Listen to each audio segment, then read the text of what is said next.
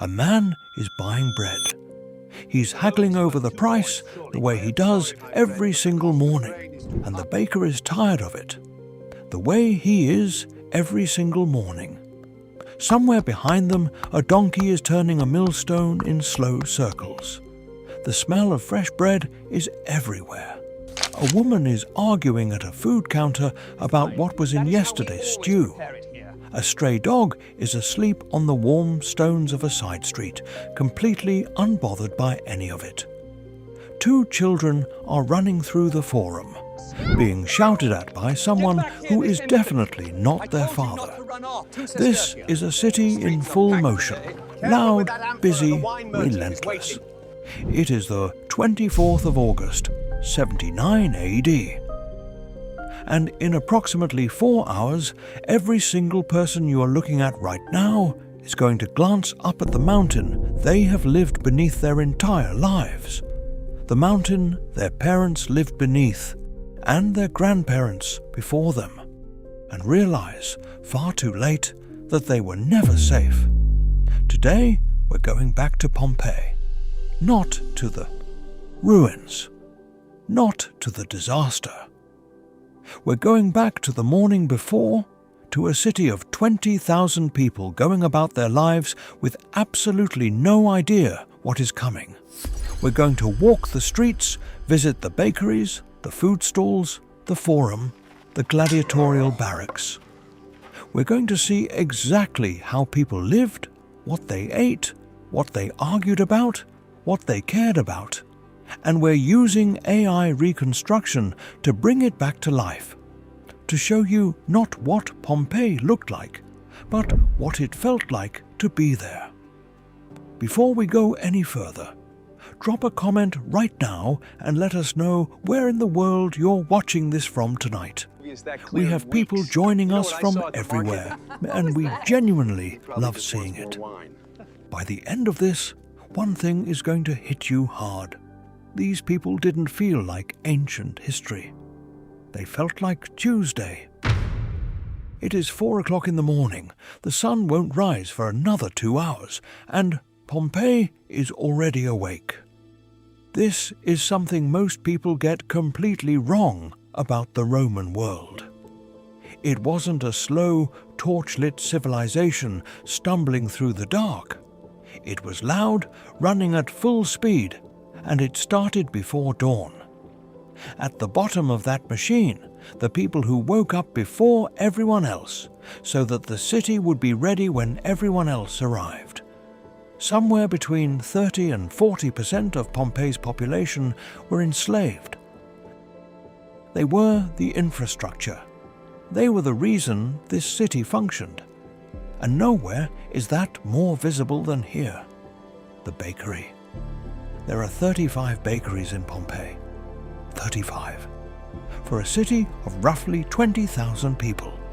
That is 1 bakery for every 570 residents. The reason there are so many is simple. Romans almost never cooked at home. Most apartments in a Roman city had no kitchen, no safe way to contain fire in a multi-story building. The city fed itself, communally, from places exactly like this one. The mill is already running. A donkey walks its endless, slow circle around a volcanic stone millstone, grinding grain that will become the bread that will feed the city. This animal has walked this circle every single morning of its life. It will do it again tomorrow. Except it won't. The bread of Pompeii has actually been found. When archaeologists excavated the city's bakeries, they discovered carbonized loaves still sitting in the ovens, preserved by the same volcanic ash that killed the person who put them there. Round. A scored pattern across the top. Exactly the kind of scoring you might see on an artisan loaf today. Someone baked these loaves on the morning of August 24th. Someone shaped them by hand, slid them into the oven, and expected to sell them before noon. They never got the chance. By 7 o'clock, the streets are in full motion. And this is where it gets interesting. The streets of Pompeii are narrow, loud, and completely relentless. Look down at the road beneath your feet. The stone surface you're walking on isn't just paving. It's the city's drainage system. Everything flows through it.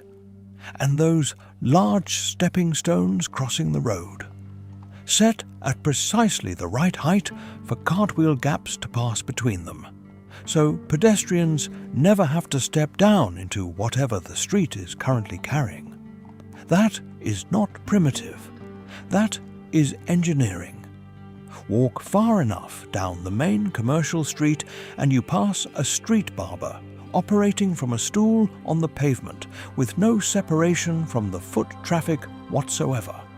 Next to him, a thermopolium, Pompeii's version of a fast food counter. Hot food served from ceramic pots set directly into a stone counter. Archaeologists analysing the contents of one of these pots found traces of duck, pig, fish, snails and beef. Varied, seasoned. The food of a city with preferences and opinions about lunch. But the walls are what stop you. Pompeii has over 11,000 pieces of catalogue graffiti, not vandalism, communication. The walls of this city are its internet. Political campaigns, personal insults, poetry, business reviews, declarations of love. A man named Successus wrote on a wall that he was in love with a barmaid named Iris. Someone else, probably a rival, wrote underneath it that Iris didn't care about him at all. Successus wrote back defending himself. The argument is still there, on the wall, 2,000 years later, unresolved. These are not ancient people. These are people. At the centre of everything sits the Forum, and on this particular morning it is especially alive. Pompeii is in the middle of an election cycle. The city has its own municipal government, magistrates chosen annually by popular vote, and based on the sheer density of campaign graffiti covering these walls, the competition this year is fierce. But the Forum isn't just politics, it's religion, it's justice, it's social performance. The temples that line it aren't separate from civic life. They are civic life. The priests performing morning rituals at these altars are essentially civil servants. The gods are contractual partners. You give sacrifice, incense, prayer. They give protection and good omens. The relationship requires daily maintenance. Today, someone is not maintaining it very well. Tucked just behind the city's theatre in the south of Pompeii is a building most visitors walk past too quickly, the Gladiatorial Barracks. And if you think gladiators were slaves dragged into an arena against their will, desperate and terrified, Hollywood invented most of that for you. The reality was considerably more complicated and considerably more interesting. The best gladiators in Pompeii were professional athletes. They had careers, earnings, contracts, fan followings. The truly elite fighters were celebrities in the fullest sense of the word. Their names were on the walls, women wrote poems about them, and some of them made serious money. Pompeii was absolutely obsessed with the games, the way we are obsessed with professional sport today. People had favorites. They argued about matchups. They placed bets. They had opinions, loudly held. What is happening in this courtyard on the morning of August 24th is not dramatic. It is methodical. A training session, technical, repetitive, unglamorous. Professional maintenance. The work that happens between the spectacle so that the spectacle can exist. These men have no idea this is their last training session. Now cross the city to the north, and the tone changes completely. The wealthy private home, the Domus, is a different world entirely. Everything in its architecture draws inward: the light, the water, the attention of anyone who enters. A central pool open to the sky, painted gardens on the walls, roses in the courtyard. On a dressing table in one of the private rooms, bronze tweezers, hairpins, small mirrors, perfume bottles still containing traces of their original fragrance when excavated. The desire to look a specific way before facing the world is as old as civilization itself. That detail, the perfume still in the bottle, does something to you when you let it land. But this ease and beauty rests on something that needs to be said plainly. The comfort of this household is possible because other people's days are not comfortable. The slaves who maintain this home woke up hours before anyone in it did, and at the entrance, pressed into the floor in thousands of tiny mosaic tiles, 4 words: "Beware of the dog." That sign has been in that exact spot since the house was built. It is still there today. Walk down toward the southern edge of the city and the smell hits you before anything else. Fish, salt, the sharp, fermented edge of something that is absolutely everywhere in the Roman world and that most people today have never heard of. Garum. If you want to understand how commercially important Pompeii is on this particular morning, you need to understand garum. It is a fermented fish sauce produced in the factories along this coastline, and it is, without exaggeration, the most widely traded condiment in the ancient world. Garum from the workshops of Campania ends up on tables from Britain to Egypt. It is the backbone of Roman flavor, the thing that makes everything taste like the empire. And Pompeii sits at the center of that supply chain. The harbour this morning is running at full capacity, same as every other morning, because the garum must move. The wine from the local volcanic soil must move. The olive oil must move. The trade routes of the Bay of Naples do not pause for earthquakes or dry fountains or restless horses. Step into the market and look at what's on offer. Figs, olives, walnuts, dried dates, fresh bread, wine. The Mediterranean diet in 79 AD is not dramatically different from the Mediterranean diet today.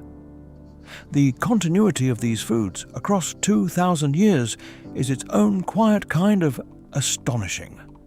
This is what Pompeii actually is, beneath the temples and the politics and the gladiators. A commercial engine. A city built on movement, on things going from one place to another and money changing hands in between. This morning, that engine is running perfectly. It will not run tomorrow. Here is a question I want you to think about honestly. If your tap water stopped working this morning, would you evacuate your city? Probably not. You'd call the water company. You'd fill some bottles. You'd be annoyed. And you would not, on that basis alone, conclude that your life was in immediate danger.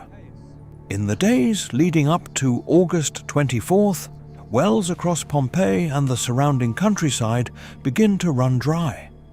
The underground water table is being displaced. Something beneath the earth is moving, pushing groundwater out of spaces it has occupied for centuries. This is a textbook precursor to volcanic activity. We know that now. Nobody in 79 AD knows it, because the concept of a volcano, as we understand it, simply does not exist yet. The ground is also cracking. Roads and courtyard floors developing new fractures that weren't there the week before. Stress lines forming in the land above as magma shifts beneath the surface. And then the fountains go silent. A fountain. on one of Pompeii's main streets stops flowing. It has never stopped flowing within living memory. The women who come to fill their water jars that morning stand in front of a dry stone spout and try to figure out what to do. And almost every single one of them reaches the same conclusion. This is temporary. Something is wrong with the aqueduct. Someone will fix it. This is exactly how human beings process ambiguous information. We default to the explanation that requires the least dramatic response. The animals are not doing this. The horses in the stables of Pompeii's wealthier households have been refusing their feed since early morning. They pace. They won't settle. The dogs are refusing to go inside. And the birds are about to make a decision that puts every human being in this city to shame in terms of situational awareness.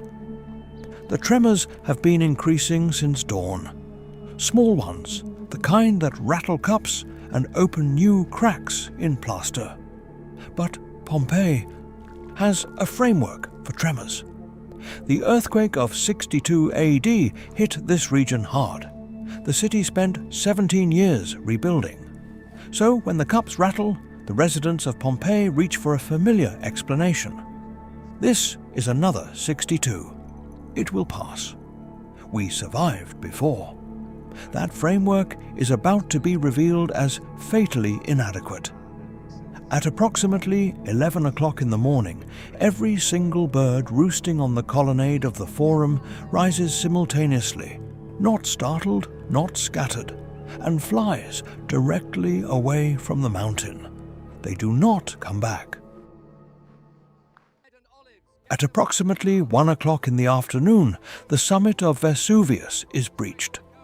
There is no warning, no final tremor that feels different from the others.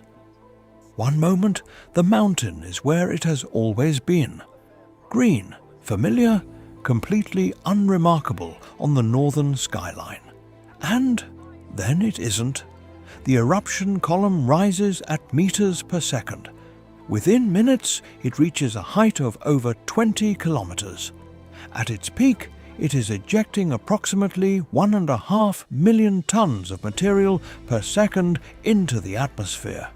It is one of the most powerful volcanic eruptions in European recorded history.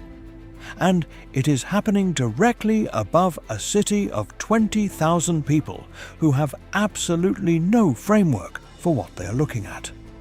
What falls on Pompeii first is pumice. Small, porous volcanic stones raining from the sky like grey hailstones. This phase of the eruption lasts for hours.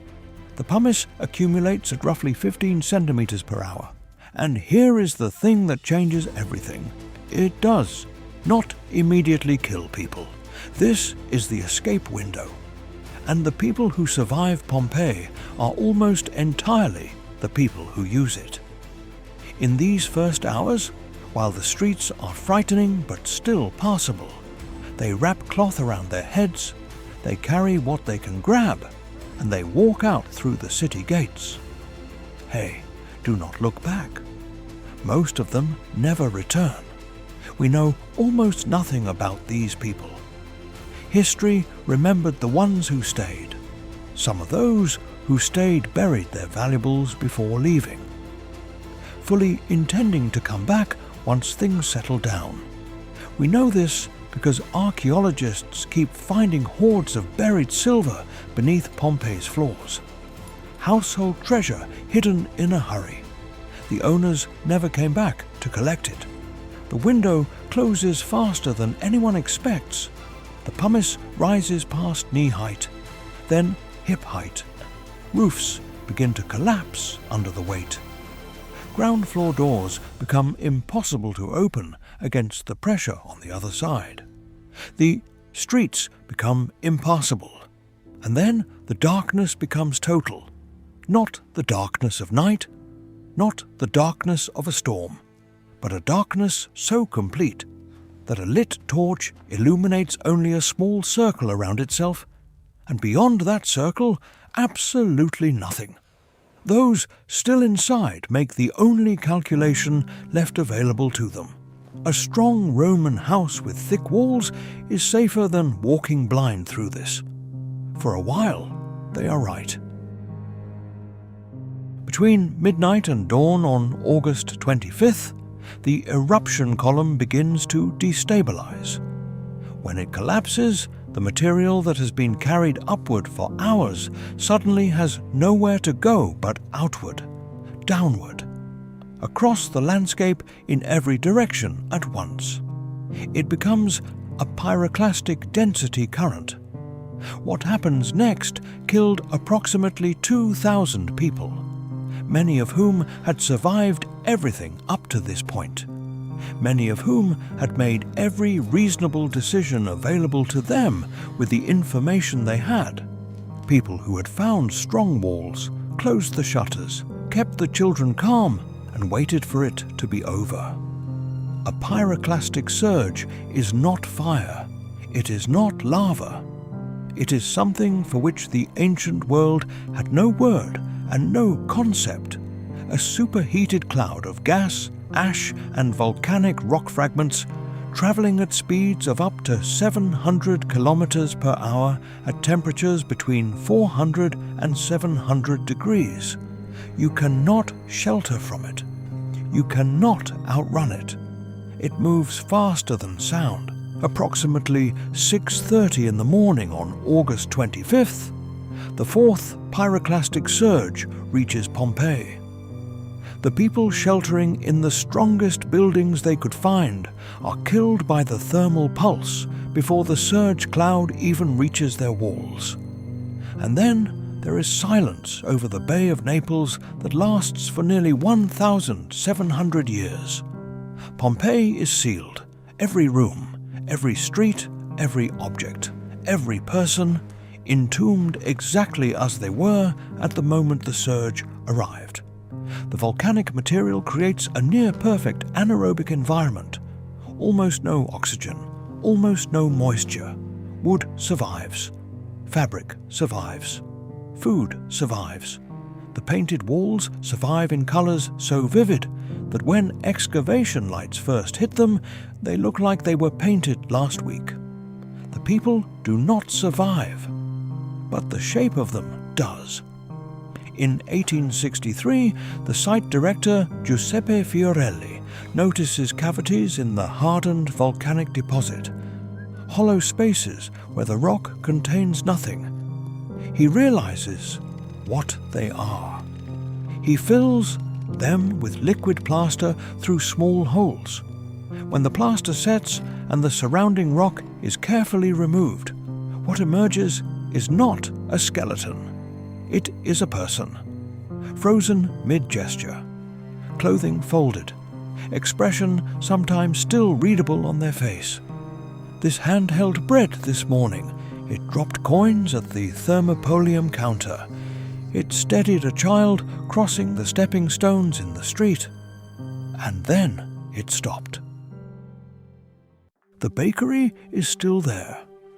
The volcanic stone millstones have not moved from the positions where the donkey turned them on the morning of August 24th. The stepping stones are still in the street. The cartwheel ruts are still worn into the paving. The Beware of the Dog mosaic is still doing its job at the entrance of a house with no roof and no family. The bread is in a museum in Naples. Black, ancient, exact.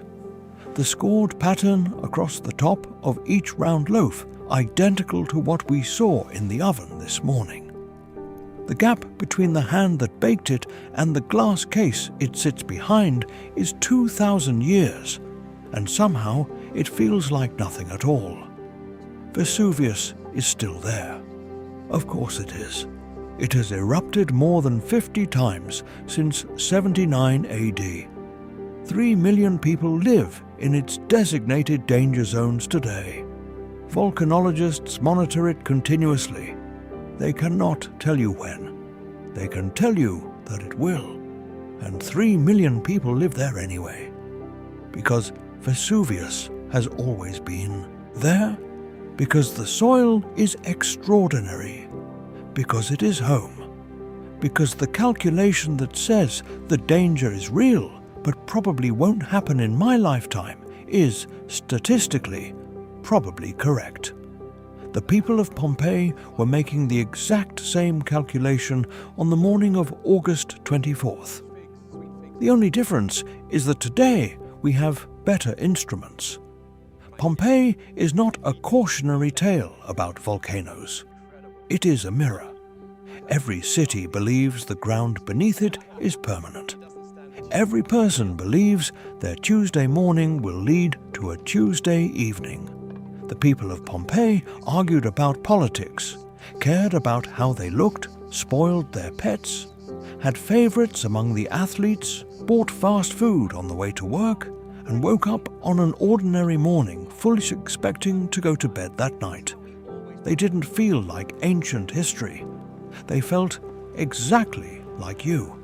And that is precisely what Pompeii was preserved to show us. If this video made you feel something, if for even a moment these people stopped feeling like ancient history and started feeling like neighbors, then this channel is built exactly for you. Every week we go back, different city, different century, same human beings. Subscribe so you don't miss where we're going next. And if you want to see another civilization brought back to life through AI reconstruction, the one where an entire city vanished overnight and nobody noticed for centuries, that video is right there waiting for you. See you in the next one.